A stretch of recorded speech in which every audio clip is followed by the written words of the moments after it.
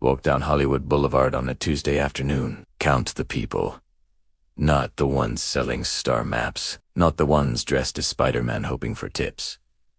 Count the actual tourists, the families of cameras, the couples posing by the stars. Now compare that image to what this street looked like 5 years ago. Something has changed, and almost nobody is talking about it. The vendors notice it first. They always do. The woman selling sunglasses from a cart near the Chinese theater says business dropped by half. The man running a tour bus company near Highland puts it more bluntly.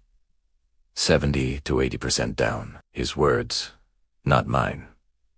These are not statistics from a government report. These are people watching their livelihoods evaporate in real time. People who depend on tourists walking down the street, stopping, spending money, believing in the dream that Hollywood has been selling for over a century. But the tourists are not coming.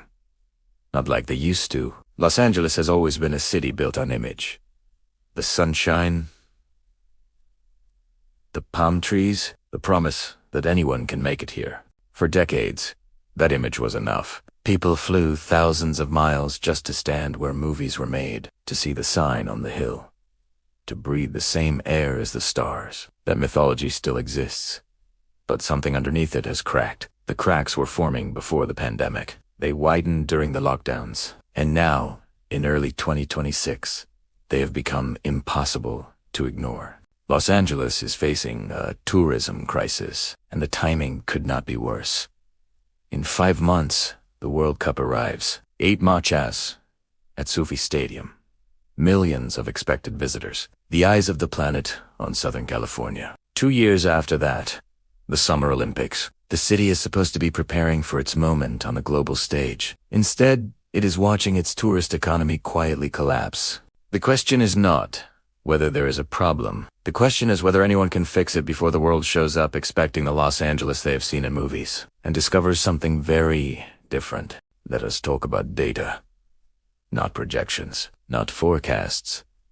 Actual numbers from the ground. Film LA tracks production activity in the Los Angeles area. In the first quarter of 2025, on-location filming dropped 22% compared to the same period 1 year earlier. Every single category they monitor declined.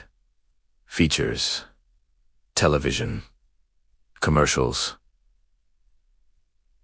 everything. This matters for tourism because the entertainment industry is not just about making content. It is about maintaining the mythology that draws people here in the first place. When sound stages sit empty and prop houses liquidate their inventory, the ripple effects spread far beyond Hollywood. But the tourism decline is not just about Hollywood's struggles. Look at the broader picture. International arrivals to major American cities have fallen across the board. Los Angeles joins Washington, Boston, San Francisco, Seattle, and Phoenix on a list of urban destinations experiencing significant drops in foreign visitors. The causes are layered. Economic uncertainty, currency fluctuations, rising costs, safety perceptions, political tensions affecting how America is viewed abroad. For Los Angeles specifically, there are additional factors. The wildfires. Every year, the fires return, and every year, the images broadcast around the world. Homes burning, skies orange with smoke. Evacuation orders covering entire neighborhoods. For potential visitors watching from Tokyo or London or São Paulo, these images create hesitation. Why plan a vacation to a place that might be on fire when you arrive?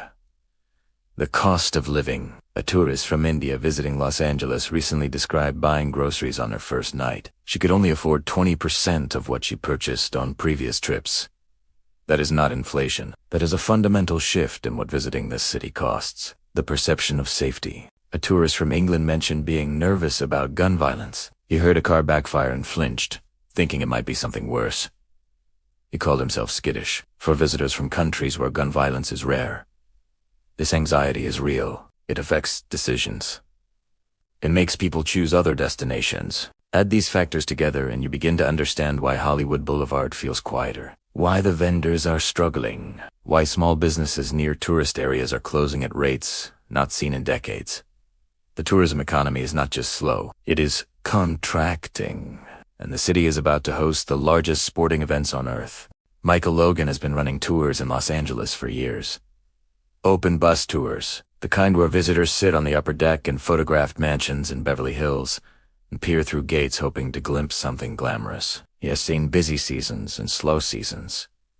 He knows the rhythms of this industry. What he is seeing now is different. 70 to 80% decline. That is his estimate. That is not a slow season. That is an industry in free fall. Walk through Hollywood and Highland, the intersection that was redesigned specifically to capture tourist spending. On a random Thursday, it should be packed. Boadies everywhere, families navigating the sidewalks, tour groups blocking traffic. Instead, there is space. You can walk freely. You can hear yourself think, which sounds pleasant until you realize what it means. Less congestion equals less spending. Less spending equals businesses closing. Businesses closing equals fewer reasons for tourists to come in the first place. It becomes a cycle. Youngly owns a market near Hollywood and Highland. He estimates a 50% drop in visitors to his shop. Salim Osman runs a luxury car rental nearby. Same story. Drastic decline. These are not corporate executives reading quarterly reports. These are small business owners watching their customer base disappear. They do not have the cushion to wait out a slow period. Every week, without tourists, is a week closer to closing permanently. And here's the part that should concern anyone paying attention to Los Angeles as a destination. The tourists who do come are spending less. The family from India who could only buy 20% of their usual groceries. That is not unique. Visitors are arriving with budgets stretched by inflation at home. They are choosing cheaper hotels, eating fewer meals at restaurants, skipping attractions that charge admission, doing more looking and less buying.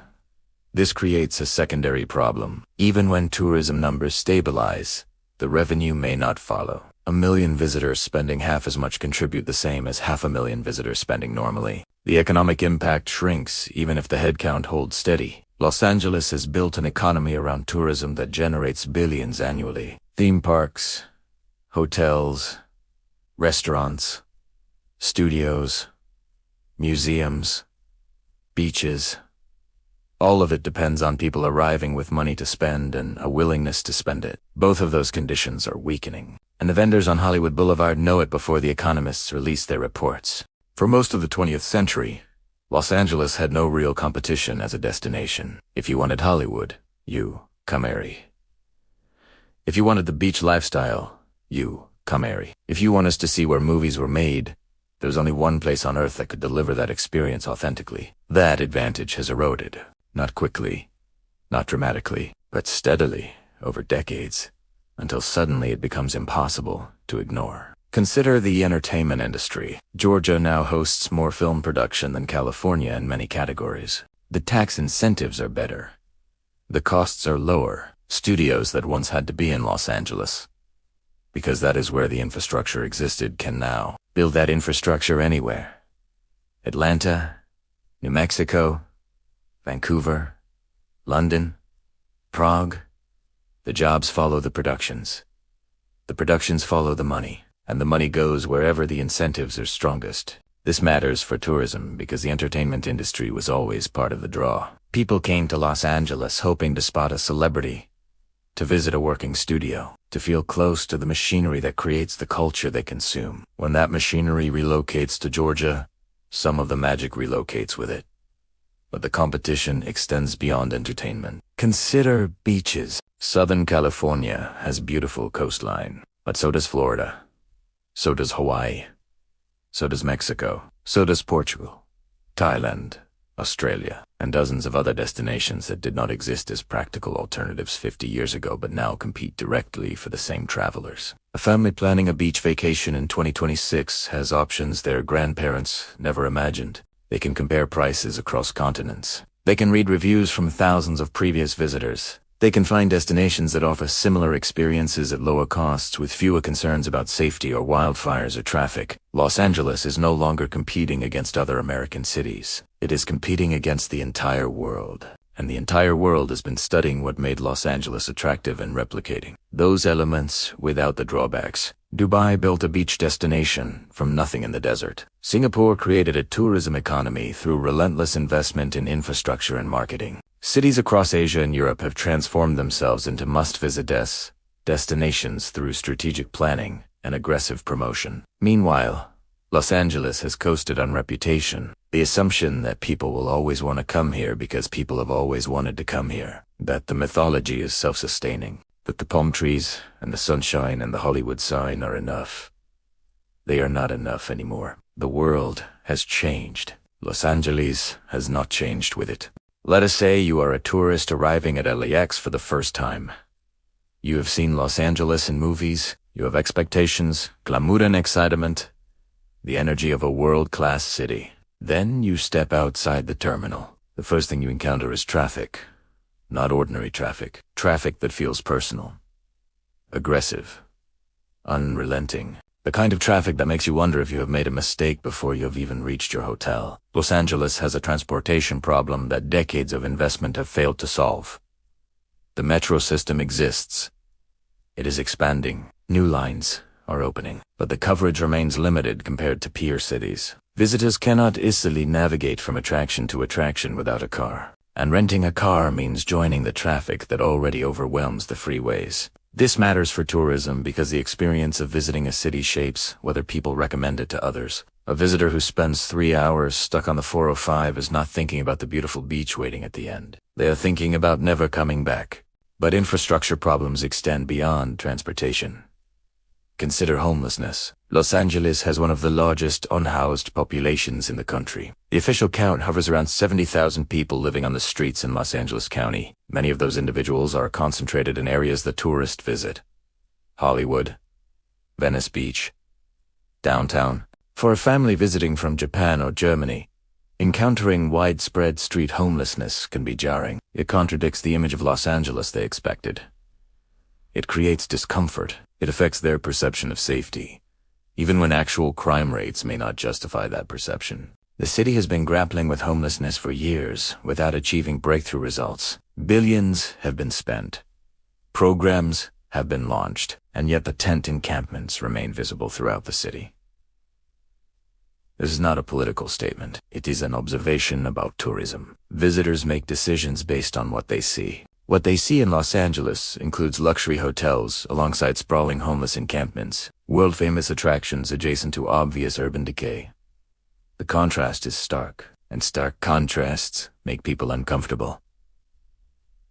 Now, add the wildfires, the water quality warnings, the earthquake risk that hovers in the background of every visit, the air quality that turns the sky brown during bad periods. Los Angeles asks tourists to accept a lot of friction in exchange for the experience it offers. That exchange made sense when the experience was unique, but the experience is no longer unique, and the friction has only increased. The city is about to welcome the world for the World Cup and the Olympics. The infrastructure is not ready. Everyone knows it, and nobody has a plan to fix it in time. Venice Beach was supposed to be the embodiment of California cool. The boardwalk, the street performers, the skateboarders, the bodybuilders at Muscle Beach, the artists selling handmade jewelry, the energy that could not be replicated anywhere else on Earth. That Venice Beach still exists in photographs, in memories, in the mental image people carry before they arrive. The actual Venice Beach in 2026 is more complicated. Walk down oceanfront, walk today and count the closed storefronts. At least 3 dozen sit empty. Ben & Jerry's closed. It's Sugar closed. More joining them every month. A longtime Venice resident who tracks these changes said he has never seen vacancy rates this high.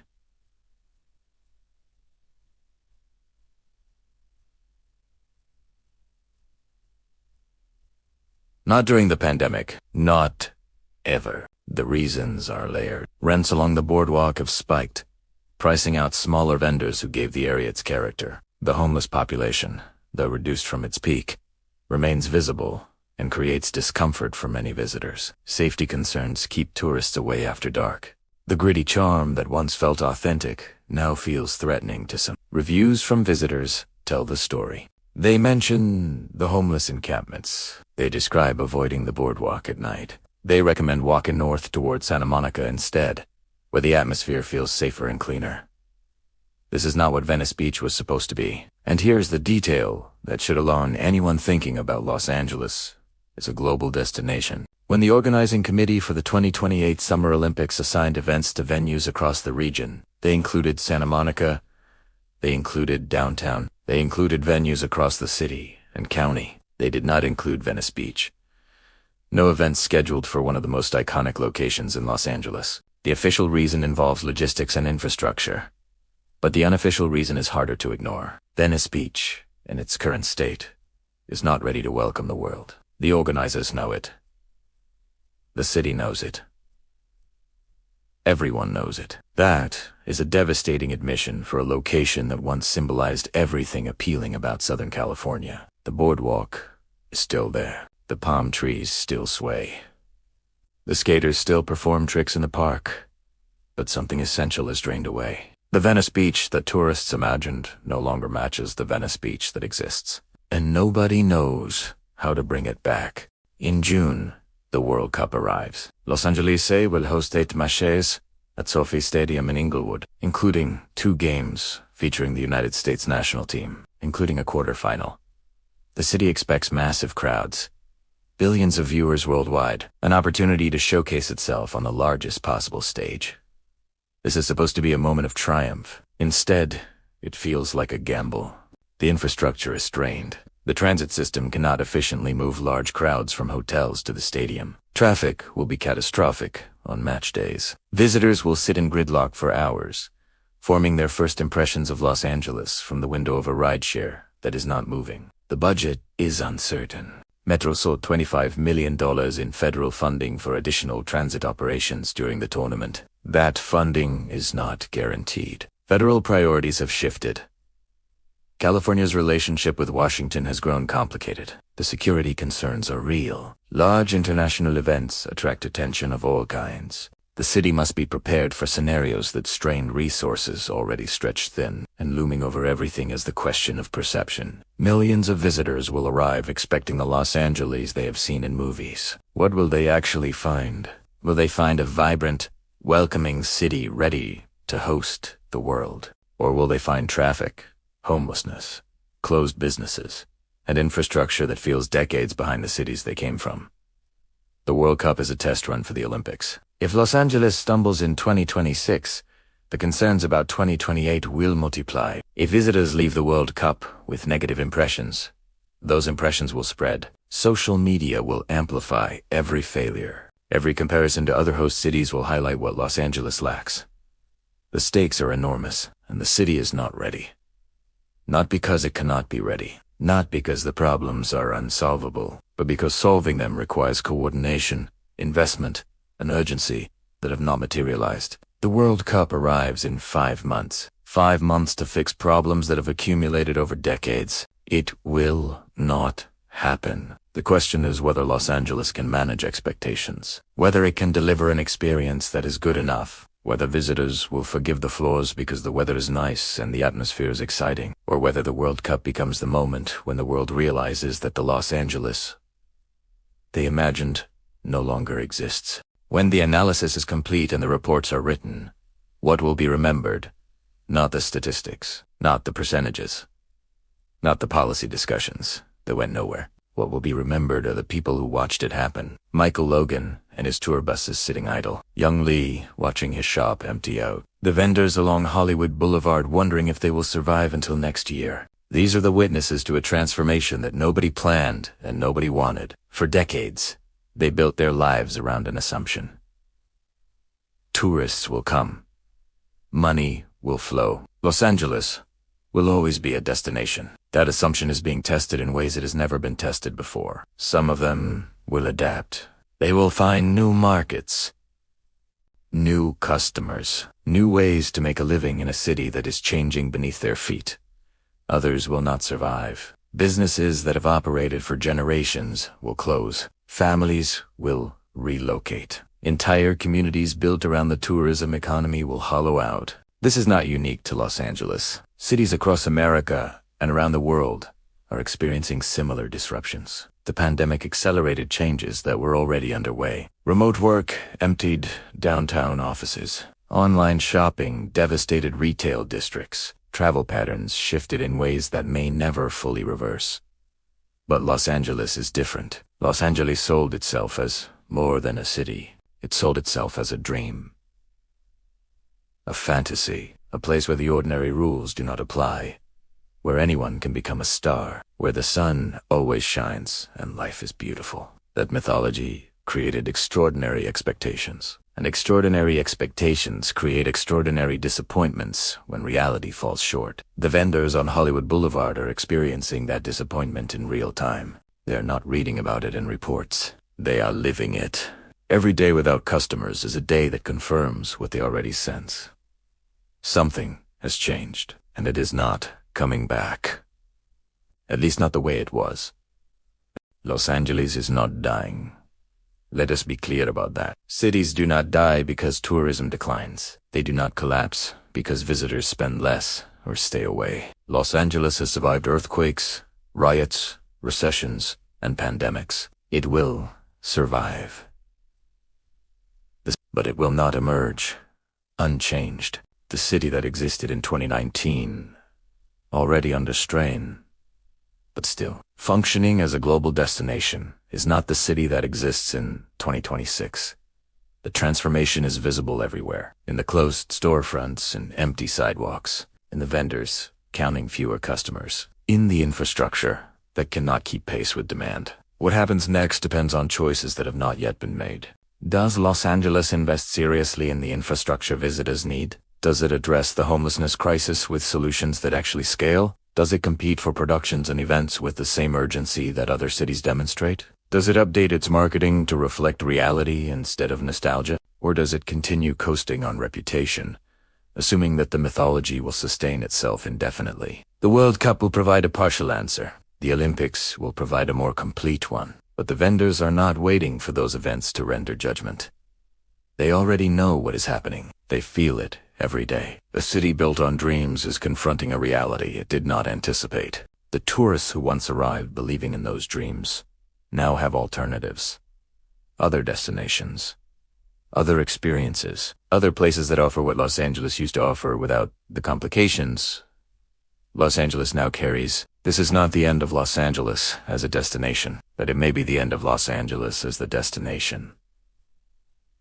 The default choice. The place everyone wants to visit at least once. That status is not permanent. It was earned through decades of mythology and marketing, and it can be lost through years of neglect and competition. The vendors on Hollywood Boulevard understand this better than any economists. They are watching it happen in real time, and they are wondering if anyone else is paying attention.